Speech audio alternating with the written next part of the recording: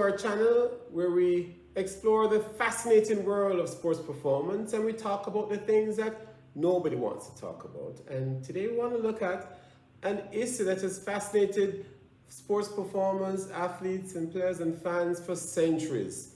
The topic of superstition. What are superstitions? Superstitions are things that are not any scientific base in terms of determining the outcome, but are practiced by athletes, whether it be a pre-game ritual, wearing a lucky socks, wearing a lucky shirt, wearing a lucky underwear. Some athletes do that. Or fans who sit in the same spot, they wear the same hat, they do the same routine. Coaches as well, who might have a routine that might, they think, bring good luck or ward off bad luck. These are all parts of sports and the fascinating part of sports. And do they really work? The superstitions, the pre-game routine, the sipping of the water bottle right before you run a race, the wearing the lucky socks, do these really work? Well, the psychologists will tell you that some of these things actually just affect the mental state of the athlete. And we know that athletes and players perform at their best when they're relaxed. And in fact, if they're in a relaxed state and can deliver their best performance, and whatever they could use to get to that state, then it's fine.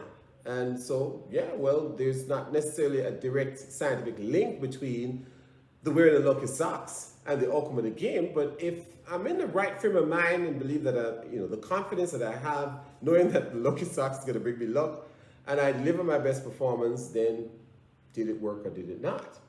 So they feel that they are more prepared and they focus on their performance when they have the lucky socks or the lucky shirt, and that's what make it happen for them. If it's so, then the lucky socks and the superstition give the athlete a sense of control, and that kind of get them in the right frame of mind, help them to be a little bit more prepared and focused on their performance. If that works for them, then the lucky socks might have worked. So be it. But do superstitions really work? And sometimes people will swear by these things. They're not gonna, if they didn't get to do the routine, some kid might have, his mom always calls him before his game. And if his mom didn't call him, then all of a sudden he's gonna do poorly. So these are some of the things that athletes, players have to be grappling with on a daily basis. Well, not just athletes, as I said before, but players, but fans also have their own superstitions. They wear the same thing, they sit in the same spot, they have the same routine all the time, and they feel that if they don't do that, then that's going to affect the outcome of the game. Recently, a friend of mine was telling me that they went to the finals and they lost the finals of the game because someone came to the game who had not attended any of the preseason games. So this person would have brought bad luck to the team by showing up just for the finals. So there are fans who have that kind of feeling about the outcome of the game and this jinx that comes with the attendance for someone who's never attended any of the previous games. So hey, if that's your thing, then don't let them show up. But how are you gonna affect that? But you tell me that no one on the other team had someone show for the finals for the first time, hadn't attended any of the games all season.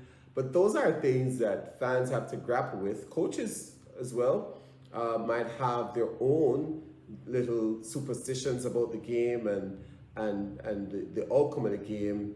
Some of those, let's hear them as well. What superstitions did your coach have? If you're an athlete or a player on a team, tell us some of those routines. We'd love to hear some of them. In the end, whether or not superstitions work will be debated for a long time.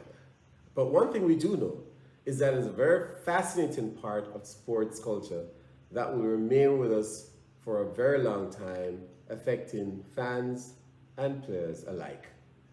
Thank you for joining us. We hope you enjoyed it. Share, like, and subscribe to our channel, and so that you can be notified when another one of our videos are posted. Thank you. All the best.